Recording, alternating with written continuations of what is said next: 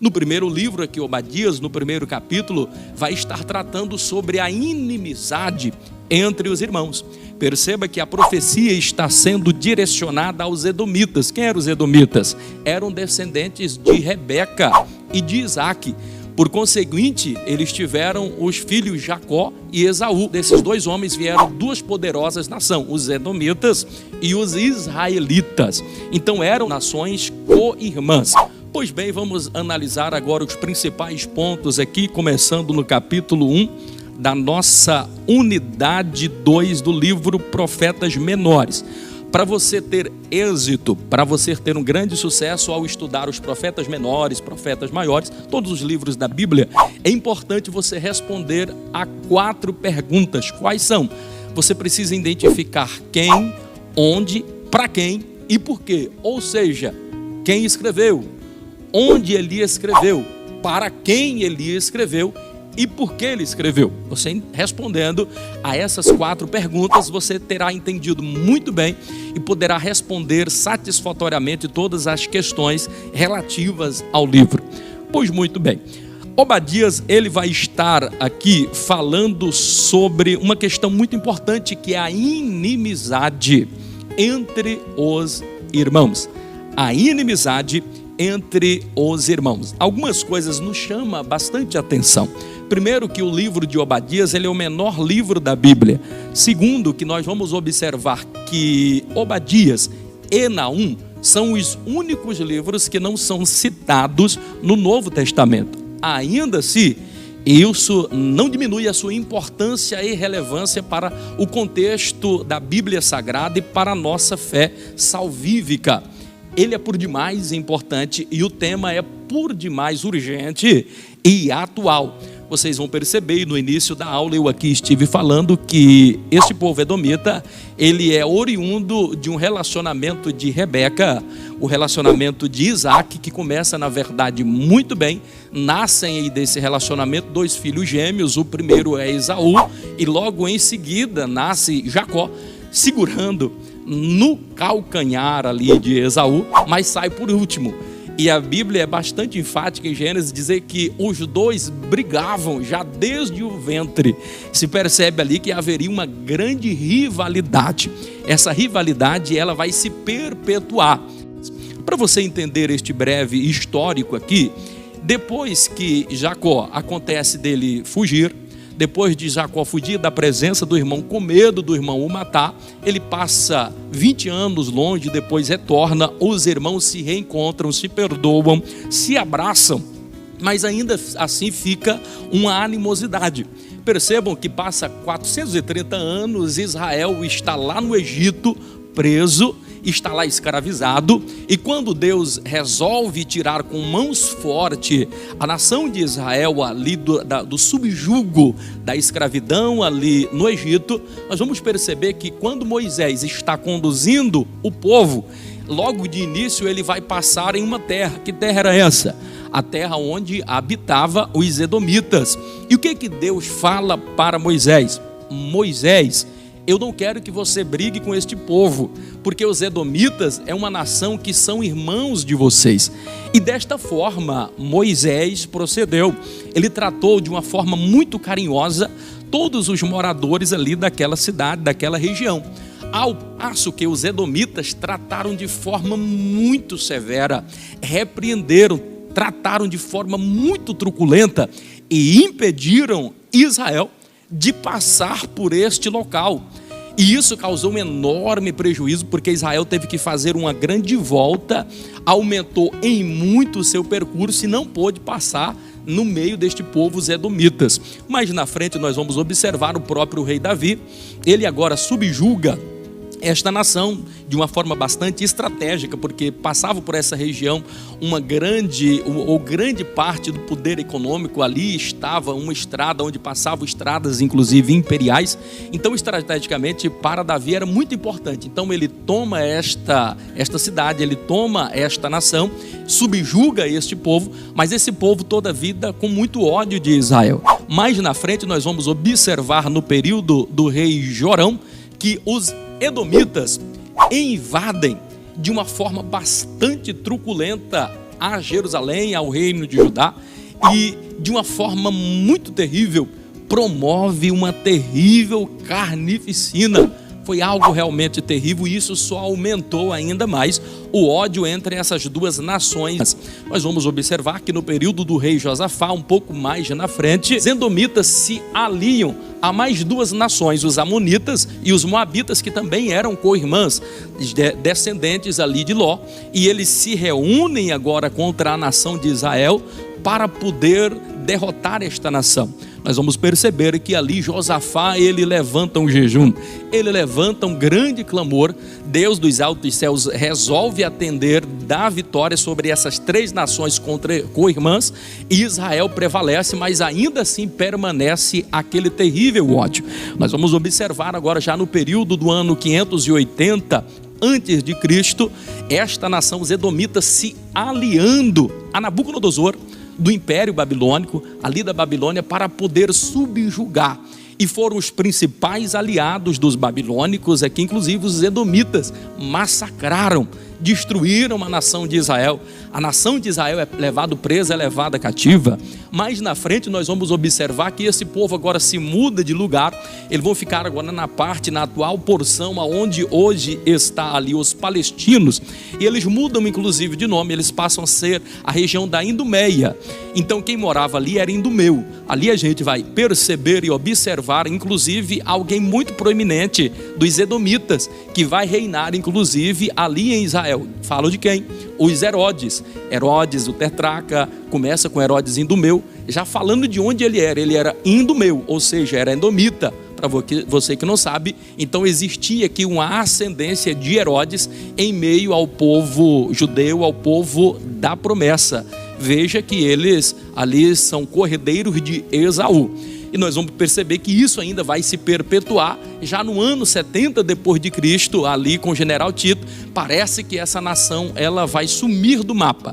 Mas esse povo estava sempre em guerra, estava sempre em batalha. Eu gostaria de chamar a atenção aqui para o livro sobre 3 pontos importantes para você entender o livro de Obadias, entender todo o contexto dessa história. Quais são os 3 pontos principais para você entender esta narrativa? Primeiro, para você inclusive que é amante da palavra, expositor da palavra, gosta de pregar a palavra, você pode explorar bem esses 3 conteúdos. Primeiro, ponto importante para você entender esta narrativa aqui da origem do histórico dos amonitas. Primeiro, nunca despreze um problema pequeno. Por quê? Este pequeno problema poderá se transformar futuramente em um problema indissolúvel, grandioso demais, difícil de se resolver. Percebam que o problema ele começa aqui muito pequeno, porque quando nascem esses irmãos, eles já estão brigando desde o ventre materno. E nós vamos perceber que alguns problemas começam a surgir, inclusive ao ponto de Esaú vender a primogenitura, e os pais Isaac e Abraão poderiam ter repreendido e resolver este pequeno problema, mas a cada problema que se surgia, eles iam jogando para frente, jogando o problema para frente e jamais resolviam. E nós vamos observar que por causa deste pequeno problema, tornou-se um grande problema indissolúvel para se resolver e que se perpetuou de geração em geração. Isso você pode trazer uma aplicabilidade, inclusive para a sua vida, no ponto de começar a resolver os pequenos problemas da sua vida. Um problema vai gerar um outro problema. Um abismo vai gerar evidentemente um outro abismo e vai transformar em um grande buraco, e daqui a pouco você já não consegue mais sair da situação difícil, do problema grandioso que começou com um pequeno problema. Uma outra chave, inclusive para você entender muito bem aqui o livro de Obadias, sobretudo sobre essa questão do histórico aqui dos edomitas, dessas duas nações co-irmãs. Um segundo aspecto para você entender e compreender, e que é por demais relevante, é quando nós vamos observar aqui que uma grande bênção, se você não tiver maturidade, poderá se transformar em uma grande maldição na sua vida. Pastor Eurípides, o que você está querendo dizer, professor? se você não cuidar daquilo que é uma bênção que Deus trouxe para a sua vida, poderá se transformar em uma grande maldição. Percebam que de que bênção eu estou falando. Lógico, a bênção aqui são os filhos, porque a Bíblia diz que os filhos são herança do Senhor. Logo, filho é bênção, filho é motivo de gozo, de alegria para todas as pessoas. Mas percebam que esses dois filhos, porque os pais não tiveram maturidade suficiente necessária para administrar um problema, transformou-se em uma terrível maldição, pela qual nós já falamos aqui. Nós vamos observar que quando eles casaram, Isaac e Rebeca, o casamento foi lindo, foi maravilhoso, teve muito amor envolvido, teve muita paixão, um relacionamento lindo na presença do Senhor. Que coisa linda o casamento de Isaac e de Rebeca. Mas este casamento, que também era uma bênção, eles não tiveram o devido cuidado. Passou-se os dias, começou-se a observar que Rebeca era estéril. E por Rebeca ser estéril, isso foi um motivo de haver algumas contendas, quem sabe, entre eles. Havia dentro de cada um ressentimento. E com certeza Isaac questionou a mulher com relação a isso. E eles tiveram que esperar 20 anos para que pudessem ter os seus dois primeiros filhos, Jacó e Esaú. Percebam que isso era para ser uma grande bênção. Quando Isaac casa-se, ele já está com 40 anos. Logo passa-se 20 anos eles aguardando por essa bênção, orando por essa bênção, esperando esta grande bênção. E a bênção veio. Que maravilha, era motivo de festa, era motivo de alegria. 2 varões, homens nasceram. E o simples fato de nascer um homem, um varão homem, em qualquer família era motivo de grande alegria, de gozo naquela época. E com certeza Isaac, com certeza Rebeca ficaram por demais felizes, empolgados com essa grande bênção, empolgados com essa grande vitória. Mas eles não tiveram a maturidade necessária, não tiveram eles uma estrutura, uma base. Estava com 60 anos agora quando nasce o primeiro filho, nasce os seus 2 primeiros filhos. Mas percebemos que nem Rebeca, percebemos que nem Isaac estavam com maturidade necessária. Por quê? Nós vamos observar pelo próprio relato bíblico que Abraão amava mais o primogênito, a saber, Esaú, e Rebeca amava mais o filho mais novo, a saber, Jacó. E isso ficou bastante evidente ao ponto que um amava um mais do que o outro. E isso só aumentou a rivalidade entre os irmãos, de tal forma que o problema começou a ficar muito grande.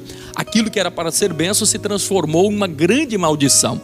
Lembram que eu falei que começa com um pequeno problema e depois vai só crescendo? Nós vamos observar quando é que este mal começou aqui na vida de Abraão e de Isaac. Este mal a gente vai observar no capítulo de número 26, a partir do verso 6, 7 e 8. Nós vamos observar que houve uma fome ali em Israel, de tal forma que Isaac ele tem que fugir agora com a sua esposa para a terra de Gerar. Quando eles fogem para a terra de Gerar, lá eles chegam, e porque ele teve medo que Rebeca era uma mulher muito linda, uma mulher esbelta, uma mulher de uma aparência, de uma formosura ímpar e singular. Ele teve medo, e porque ele teve medo, ele resolve agora tomar uma atitude, o mesmo erro que seu pai cometera a Abraão lá no passado, de chamar a sua esposa de irmã. Então ele resolve chamar, com medo de alguém querer matar ele, Isaac, para poder tomar como esposa a Rebeca. Então ele resolve mentir, e ficou ali aquele edito que ele era na verdade irmão de Rebeca. Quando as pessoas começaram a olhar e começaram inclusive a cobiçar, a desejar aquela mulher, quando um determinado dia o rei Abimeleque, ele ali o rei de Gerar, ele resolve então olhar pela janela, e de longe ele observa e vê Rebeca e Isaac em um momento de intimidade.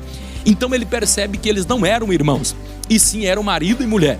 Mais do que depressa, ele manda agora trazer à sua presença a Isaque e o repreende severamente e diz: rapaz, por que é que você me fizeste isso? Então nós vamos observar que Isaque ali, ele vai se desculpar com Abimeleque e diz: olha, na verdade eu tinha muito medo, porque a minha esposa é formosa e eu temi por a minha vida e por isso eu menti.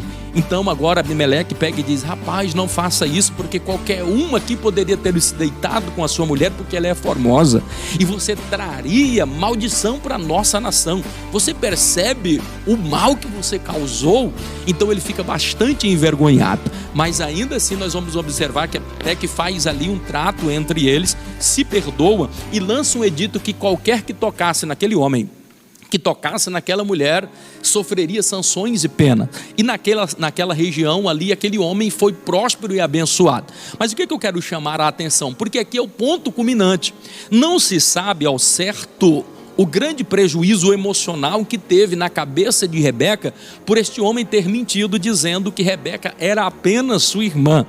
Talvez isso causou uma grande ferida na alma. Esse foi um problema que não foi gerado, começou um pequeno problema e a falta de diálogo começou pequena, mas culminou aqui nesse momento, porque a partir desse momento em que Isaque mente para Rebeca, nós não vamos perceber a partir daí mais nenhum diálogo entre marido e mulher. E quando marido e mulher perdem o diálogo, é o começo do fim.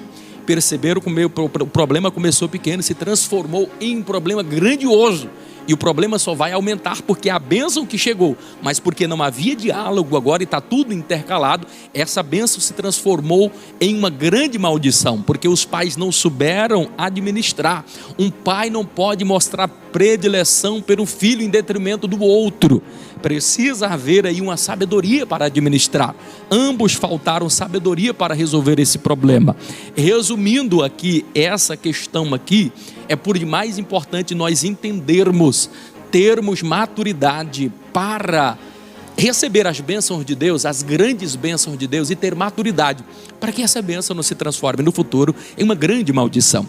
Já caminhando aqui para o final da análise do livro, um outro ponto interessante para você analisar aqui sobre essa narrativa do histórico aqui das nações co-irmãs, que é importante você analisar, é um fato por demais importante que teria evitado todos os outros problemas subsequentes. Qual foi aqui o problema terrível? É que Jacó e Rebeca não obedeceram os desígnios dados por Deus. Então, às vezes, nós somos fracassados na nossa vida porque não observamos os desígnios de Deus. Qual era, então, o desígnio de Deus? Nós vamos observar no capítulo 25, o verso 23 de Gênesis, qual era o desígnio de Deus com relação àquela questão. Está bastante claro que é ordenança de Deus, era da vontade de Deus, era imperativo o desígnio de Deus, dizendo que o mais velho se submeteria ao mais novo. O mais novo dominaria o mais velho. Abraão, se tivesse aceitado no seu coração a vontade de Deus de que Jacó seria maior do que Esaú, ele teria evitado todos esses problemas que ocorreram geração após geração. Ele não obedeceu o desígnio de Deus. Nós vamos observar que ele amou mais a Esaú e por causa disso ele quis abençoar e tirar a bênção de Jacó. A mulher, ao perceber que o marido amava mais a Esaú e ela amava mais a Jacó, resolve então enganar o marido, resolve então enganar o filho primogênito. E nós vamos observar que agora Jacó, enganando de uma forma bastante sórdida, rouba de vez a bênção da primogenitura. O fato de ter a bênção da primogenitura dava ao primogênito vários direitos familiares, substituía o pai após a morte, e tudo ficava centralizado nesse filho primogênito. Nós vamos observar que após Jacó enganar de forma bastante sórdida agora o pai e o seu irmão, concuminado aqui juntamente com a sua mãe Rebeca, isso trouxe um grande prejuízo, porque ela estava querendo dar uma mãozinha para Deus, né? Deus não precisa da nossa mão, já estava determinado e já estava sacramentado a vontade de Deus. Por que é que Rebeca quis? Não precisa Deus da nossa ajuda quando Ele tem algo imperativo. era imperativo, Deus já tinha determinado. Por que é que Rebeca então resolve enganar ali o seu marido e o seu irmão de uma forma tão sórdida? Isso trouxe tantas consequências que nós percebemos que depois disso daqui, Jacó precisa fugir para salvar a sua vida.